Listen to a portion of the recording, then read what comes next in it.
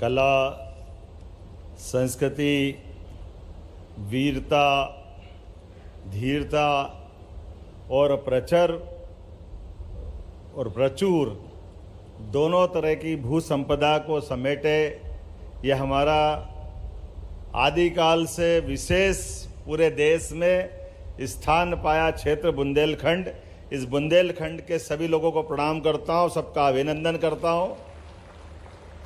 मंच पर विराजमान खजुराहो के माननीय यशस्वी सांसद और हमारे भारतीय जनता पार्टी के यशस्वी शुभंकर अध्यक्ष श्रीमान विष्णुदत्त शर्मा जी, मंच पर ही विराजमान माननीय मंत्री गोविंद सिंह जी, माननीय मंत्री चेतन कश्यप जी, हमारे वरिष्ठ नेता अभी चले गए, यहाँ से अभी कोई दिख नहीं रहा, शायद गोपाल भार्गव जी यहीं आसपास ही कैंपस में है, हमारे माननीय भूपेंद्र सिंह जी, माननीय शैलेन जैन जी, हमारे मकरोनिया के सांसद विधायक माननीय प्रदीप लारिया जी, महापौर पर पहले सांसद जी है ना लता वानखेड़े जी, सागर की सांसद, दमोह के सांसद हमारे लोधी जी,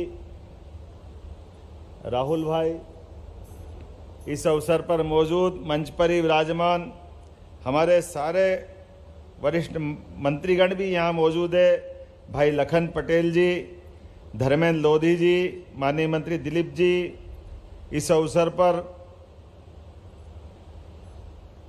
मंच के सामने बैठे हुए इस क्षेत्र के बुंदेलखंड के अलग अलग माननीय विधायकगण, बीना से श्रीमती निर्मला सप्रे जी, विधायक श्री नितेंद्र सिंह राठौड़ जी, विधायक श्री वीरेंद्र सिंह लोधी जी, विधायक श्री बबलू शुक्ला जी, विधायक अरविंद पटेरिया जी, विधायक अनिल जैन निवाड़ी विधायक जी, राम सिया भारती जी विधायक, श्रीमती उमा खटीक जी विधायक, जिला पंचायत के अध्यक्ष हीरा सिंह जी, हमारे भाजपा के जिला अध्यक्ष गौरव सिरोठिया जी, वृंदावन अहिरवार जी। और सच मानो तो आज का हमारा इस इन्वेस्टर समिट का गौरव बढ़ा रहा है। ये केवल राज्य स्तर का नहीं, राष्ट्रीय स्तर का नहीं, इसका अंतर्राष्ट्रीय मान सम्मान बढ़ा है। हमारे इसी मंच पर मौजूद है थाईलैंड के महावाणिज्य दूत के डॉनविट पुलसावत जी, आपका भी स्वागत करता हूँ, अभिनंदन करता हूँ। उधर से बैठे हैं तीसरे नंबर पे। और मंगोलिया के राजदूत श्रीमान गनबोल्ट जी डम्बजाय, आपका भी स्वागत करता हूँ, अभिनंदन करता हूँ। आप मंगोलिया से पधारे हैं। वैसे तो हमारे बीच में यूरोप के भी हैं, ऐसे कई मित्र हैं जो इस आज की हमारी इन्वेस्टर समिट की गौरव और गरिमा के साथ मंच पर विराजमान है, जो सभी प्रकार के व्यापार, व्यवसाय, उद्यमिता को बढ़ावा देने के लिए बैठे हैं। और मंच पर ही स्वनाम धन्य हमारे बीच में ऐसी हस्तियां भी है जिनका मैं परिचय जरूर कराऊंगा और उनको धन्यवाद भी दूंगा। हमारे बीच गीतांजलि ग्रुप के श्रीमान जगदीश चंद्र अग्रवाल जी, जोरदार तालियां बजाएं इनके लिए। आज ही इन्होंने अभी लगभग 3200 से 3500 करोड़ का बड़ा इन्वेस्टमेंट बुंदेलखंड की धरती में, अनिल जी आपके क्षेत्र में निवाड़ी में करने की घोषणा की है। और घोषणा नहीं, सभी प्रकार के क्लियरेंस के साथ आपने कहा दिवाली के पहले 3,500 करोड़ का आप भूमि पूजन कर दो, 1.5 साल में फैक्ट्री बना के चालू कर देंगे, इतनी तैयारी से हमारे बीच। आपने कहा आपके 2 मेडिकल कॉलेज ऑलरेडी जयपुर और उदयपुर में चलते हैं, तो हमने कहा हमारे पीपीपी मॉडल पर टीकमगढ़ का भी निकाला हुआ है। हमने कहा आप जरूर आवेदन करें, हम आपको दिलवाने का प्रयास करेंगे ताकि मेडिकल सेक्टर में भी आप हमारे बीच में पहचान बनाएं। आप इस सभी प्रकार के क्षेत्रों में हमारे साथ जुड़े, ये हमारी इच्छा है। श्री सुधीर अग्रवाल जी, वैसे आपकी जानकारी के लिए बताना चाहूँगा, ये इन्वेस्टर समिट संभागीय स्तर पे अलग अलग क्रमशः होती जा रही है। बीच का चुनाव का कालखंड हटा दें तो लगातार हर इन्वेस्टर समिट से हम ये संभाग में भी बात रख रहे हैं, लेकिन प्रदेश को भी जोड़ रहे हैं। इससे प्रदेश अलग नहीं है, इसलिए प्रदेश के अंदर और संभाग में दोनों जगह। लेकिन इसका एक चक्री क्रम में फायदा क्या हो रहा है? चक्री क्रम में फायदा ये हो रहा है कि सारे अधिकारी, सारी जिम्मेदार, सारी रचनाओं के हमारे सेक्टर के लोग यहाँ हर महीने मिल रहे हैं। जैसे इस महीने अभी हमारा बीते महीने ग्वालियर में हम थे, ग्वालियर के बाद सागर आए, सागर के बाद रीवा जाने वाले हैं, रीवा के बाद फिर नर्मदापुरम, नर्मदापुरम के बाद दिसंबर में शहडोल में। अर्थात ये क्रम नहीं टूट रहा है। और इसमें हर जगह, जैसे यहाँ सागर में अगर हम आज यहाँ इन्वेस्टमेंट की बात कर रहे हैं तो आज ही आज में लगभग हमारे पास यहाँ सागर के हिसाब से देखें तो 5,000 करोड़ से ज्यादा का इन्वेस्टमेंट के तो अभी सूचना मिल गई है जो हमारे सागर में हो रहा है। लेकिन इसके रीजन में अगर अपन जाएंगे तो 10,000 करोड़ से ज्यादा के कामों की आज ही हमारी यहाँ की व्यापार व्यवसाय की प्रगति रहने वाली है, जिसके आधार पर 10,000 से ज्यादा लोगों को रोजगार मिलेगा। मुझे लगता है ताली वाली तो मिलना चाहिए, छोटी मोटी बात नहीं है। ये हमारे लिए एक तरह से वर्तमान के दौर में, बदलते दौर में, और जैसे कि कहा गया है, मैं वो लिस्ट बताना चाहूंगा कि जिस प्रकार से कोई भी इंडस्ट्रियल समिट जब होती है तो वो किस किस प्रकार से प्रभाव डालती है, ये समूचे बुंदेलखंड के विकास के लिए प्रभाव डालेगी। और न केवल बुंदेलखंड के विकास के लिए, जब नए उद्योग आते हैं, इंफ्रास्ट्रक्चर का विकास होता है तो युवाओं को रोजगार मिलता है। बड़े पैमाने पर निवेशक जब आते हैं तो सभी प्रकार के विकास के नए दरवाजे खुलते हैं। उसी के साथ साथ स्थानीय व्यापार को भी प्रोत्साहन मिलता है। एक सेक्टर नहीं, एक इंडस्ट्री आएगी तो होटल वाले, ठेले वाले, बाजार वाले, सभी प्रकार के लोगों को यहाँ से लेके वहां तक उसका असर आता है। और ये सागर केवल सागर नहीं है, सागर का पूरा हमारा संभागीय क्षेत्र है, ये सब लाभान्वित होने वाले हैं। इसीलिए सागर के सभी जिले, पन्ना में सीमेंट उद्योग, जोरदार अभिनंदन करो। किसको कहते हैं? 1,500 करोड़ का इन्वेस्टमेंट अकेले पन्ना में होने वाला है। 3,500 करोड़ का निवेश में हमने आपके बीच में बताया है। और अपने बीच छतरपुर, निवाड़ी, टीकमगढ़, पन्ना, दमोह में भी सीमेंट प्लांट। कहाँ लोधी जी, जोरदार अभिनंदन करो। दमोह में हटा के पास ये पूरा नया बेल्ट हमारा बनने वाला है। और इसी के माध्यम से अगर मैं इसकी लाइन से देखता हूं तो हमारे बीच Paramount cable, Pacific meta metal, तो आपको बता ही दिया, मेटा स्टील का तो जो जगदीश चंद्र अग्रवाल जी दे रहे हैं। लेकिन industry and trade welfare association के माध्यम से बीना में लगभग 100 करोड़ के निवेश से 500 से ज्यादा लोगों को रोजगार दिलाने के लिए रेडीमेड गारमेंट्स की इंडस्ट्री लगने वाली। जोरदार अभिनंदन करो। और बीना तो बदलने वाला है। बीना के अलग अलग प्रकार के हमारे रसायन और उर्वरक के सभी प्रकार के कारखानों के माध्यम से आज ही यहाँ मध्य भारत की एग्रो प्राइवेट लिमिटेड के माध्यम से 400 करोड़ का इन्वेस्टमेंट और 500 से ज्यादा रोजगार के अवसर वहीं बीना के लिए मिलने वाले हैं। ये हमारी आज की अपनी उपलब्धि रहने वाली। डेटा सेंटर, कभी कल्पना कर सकते थे डेटा सेंटर सागर रीजन में आएगा? मुझे लगता है अभी मध्य प्रदेश में सबसे पहले शुरुआत यहीं से हो रही है। और डेटा सेंटर के लिए जोरदार अभिनंदन करो। अपने यहाँ डेटा सेंटर के माध्यम से हमारे मिश्रा जी ने दुबे जी ने बहुत अच्छी बात रखी थी। लेकिन मैं मान के चलता हूं कि आज सुर्खी के अंदर डेटा सेंटर, डाटा सेंट्रिक्स के माध्यम से 1700 करोड़ का इन्वेस्टमेंट आया है, 1700 करोड़ का, जिसके माध्यम से लगभग 1,000 लोगों को लाभ मिलेगा प्रत्यक्ष रूप से। और अप्रत्यक्ष रूप से तो ये पूरे अपने बहुत लंबा एरिया इसका रहने वाला है, देश के अंदर भी और देश के बाहर भी। आज के जमाने में आईटी का क्या महत्व है हमको बताने की जरूरत नहीं। जब एआई की बात आ रही है तो इसका और महत्व बढ़ जाता है। लेकिन ये इन्वेस्टमेंट के माध्यम से हमारी अर्थव्यवस्था भी बदलेगी। कृषि, छोटे उद्योग, शहरों का आधुनिकीकरण, रोजगार सृजन के अवसर, ये पूरे सागर और पूरे क्षेत्र को लाभान्वित करेंगे, जिसके माध्यम से प्रत्यक्ष रूप से हजारों लाखों लोग लाभान्वित होने वाले हैं। भविष्य की दृष्टि से ये बुंदेलखंड के लिए एक बड़ा माइलस्टोन होने वाला है। बहुत बड़ा एक तरह से अपना एक नया आज के बाद एक इतिहास लिखा जाएगा। दीर्घकालिक रूप से डेवलपमेंट की ये बड़ी संभावना का एक क्षेत्र बन रहा है।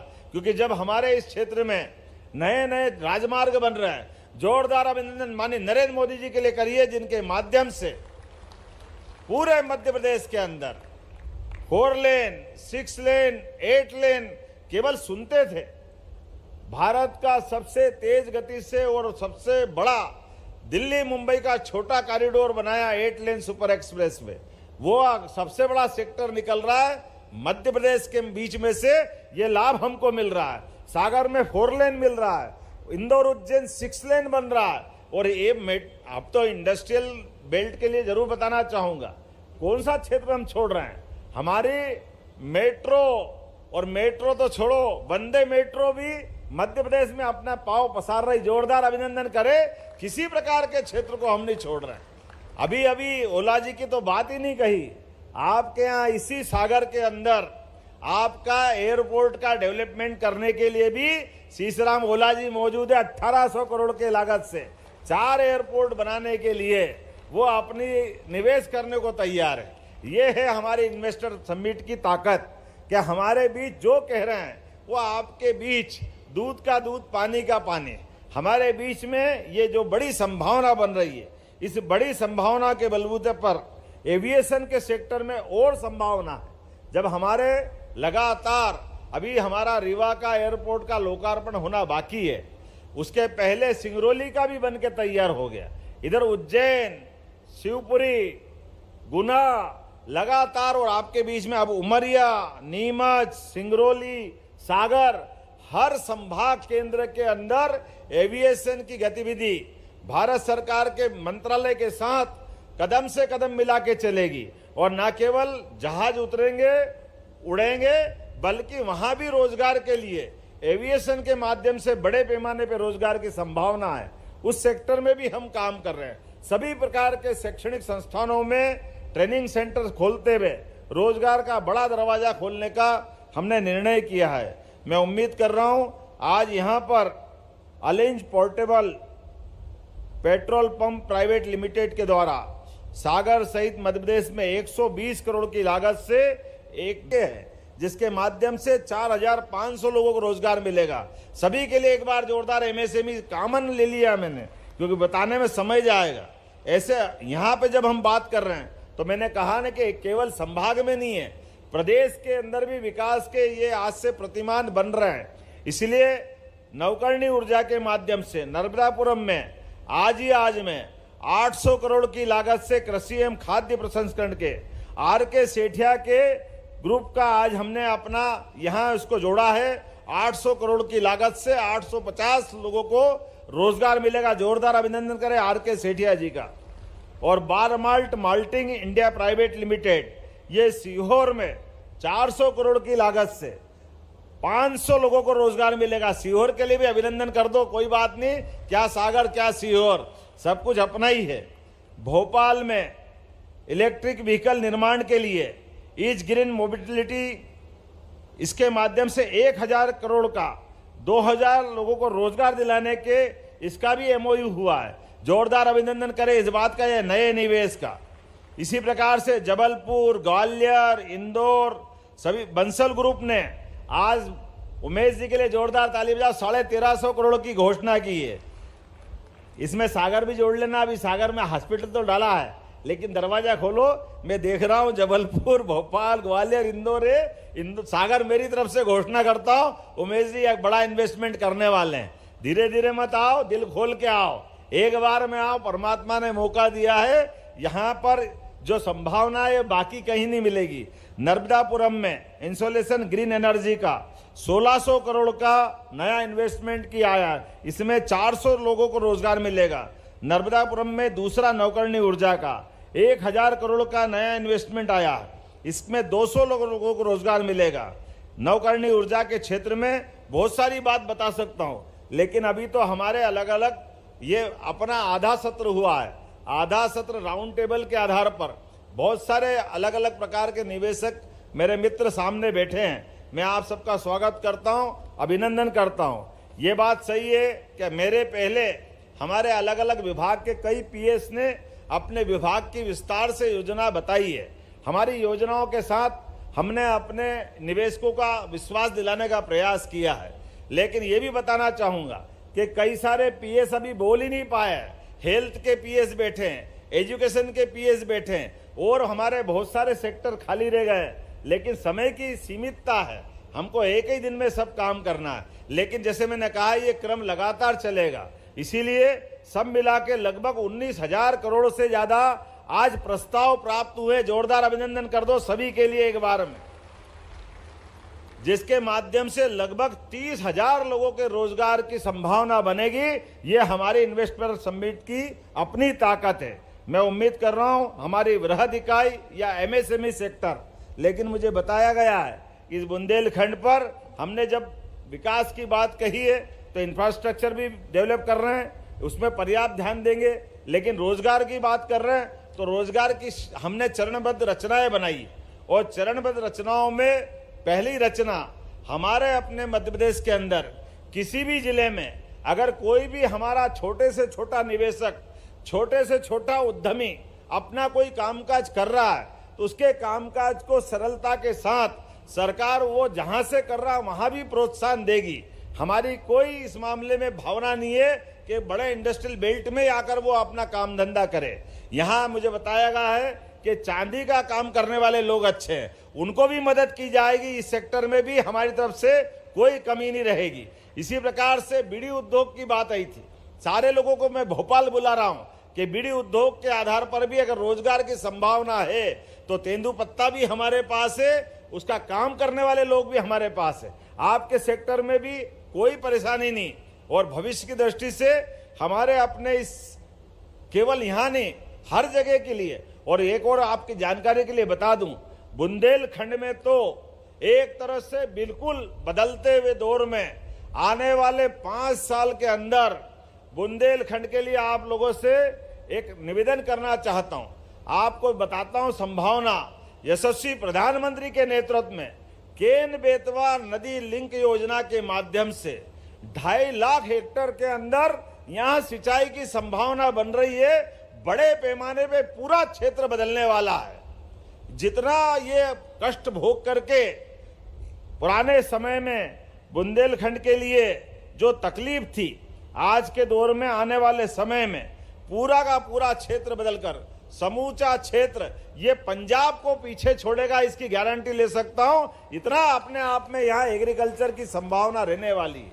और न केवल हमारे सिंचाई के क्षेत्र में बल्कि पशुपालन को लेकर के हमने नेशनल डेयरी डेवलपमेंट बोर्ड के माध्यम से एक एमओयू किया है, और आने वाले 5 साल में अभी देश का 10वां हिस्सा के बराबर दूध हम उत्पादन करते हैं, लेकिन हमारा लक्ष्य है कि आने वाले समय में हम 5वें नंबर पे पहुंचे, डबल उत्पादन क्षमता बढ़ाएं। तो जो कृषि उत्पादन के साथ साथ किसानों की भी आय डबल करने के लिए दूध उत्पादन में उनको अपना सहभागी बनाएं। इसी प्रकार से हार्टिकल्चर का बहुत बड़ा सेक्टर है। हार्टिकल्चर के सेक्टर में भी हमने बहुत अच्छी पॉलिसियां लाई है। इसीलिए फूड इंडस्ट्रियों की बड़ी संभावना भी इसी क्षेत्र में है। माइनिंग के सेक्टर में भी हमने अपने अलग अलग प्रकार के प्रयास प्रारंभ किए, और माइनिंग का तो एक तरह से ये पूरा बेल्ट एक अलग पहचान रखता है। इसीलिए माइनिंग के सेक्टर में भी साफ सुथरी पॉलिसी और सबसे सरलता के साथ नीलामी। इसी कारण से मध्य प्रदेश सरकार को भारत सरकार ने प्रथम पुरस्कार दिया हमारे अपने व्यापार व्यवसाय के तरीके कारण से, कि साफ सुथरे ढंग से जो खदान की नीलामी होती है, इस पद्धति को हमने पकड़ा है। और मुझे इस बात की प्रसन्नता है, अभी जो लगभग 10 से 12 हजार करोड़ का हमारा माइनिंग के माध्यम से व्यापार व्यवसाय होता है, ये रेवेन्यू कलेक्शन हम 50,000 करोड़ तक ले जाने वाले हैं। अर्थात बड़ी संभावना पे बड़े सेक्टर निकालते हुए सभी क्षेत्रों में हम समान रूप से काम कर रहे हैं। मैं आज के इस अवसर पर, चूंकि यहाँ इस बुंदेलखंड की धरती पर आकर के ऐसा लगता है कि बोलते ही रहो, अपनी बात समाप्त मत करो। इतना प्रेम, इतना स्नेह यहाँ से मिलता है। मैं एक बार फिर बुंदेलखंड में आज जो नया सुबह का सूर्य उगा है, ये सूर्य की ऊर्जा उष्मा के साथ चांदी का क्लस्टर बना देंगे, इसमें क्या दिक्कत है। शैलेंद्र जी के लिए ताली बजाओ। चांदी के क्लस्टर की आपने बात कही है, मेरा बस चले तो तुम अभी और बताते रहो, वो सब बोलता रहूं, मुझे अच्छा लगेगा। व्यापार व्यवसाय के लिए जो जो हो सकता है वो सब करना चाहिए। देखो, परमात्मा की लीला है, हम सबका हमारे हाथ में ना पैदा होने का हमारे बस की बात थी, ना शरीर छोड़ना हमारे बस की बात। लेकिन इस मृत्यु लोक में कई जन्मों के पुण्य हो गए, पुराने जन्मों के, कि हमने इस मृत्यु लोक में जन्म लिया। और अच्छा भाग्य है तो हम अपने इस देश भारतवर्ष में जन्म लेकर के अपना बाकी की जिंदगी प्रारंभ कर रहे हैं। और ज्यादा पुण्य मिला के महाकाल और ममलेश्वर के क्षेत्र में काम करने का मौका मिल रहा है। तो अपने हाथ में जो यश मिले उतना यश हासिल करते हुए प्रत्येक क्षेत्र में व्यक्ति अपने लिए दो रोटी के जुगाड़ तो सब करता है और करना भी चाहिए। अपने परिवार को पालने की जवाबदारी परमात्मा ने उसको गृहस्थ जीवन में दी, वो भी रहना चाहिए। लेकिन सच्चा सुख तो तब मिलता है जब मैं काम करूं और 1000 लोग मेरे काम करते करते अपना जीवन का गुजर बसर करें, उनके जिंदगी में हमारे माध्यम से उनका बदलाव आए। और ये 1000 में नहीं, जब हजारों में होती है, ये लाखों में हो, ये शुभकामना देते मेरी बात समाप्त करता हूं। बहुत बहुत धन्यवाद। भारत माता की।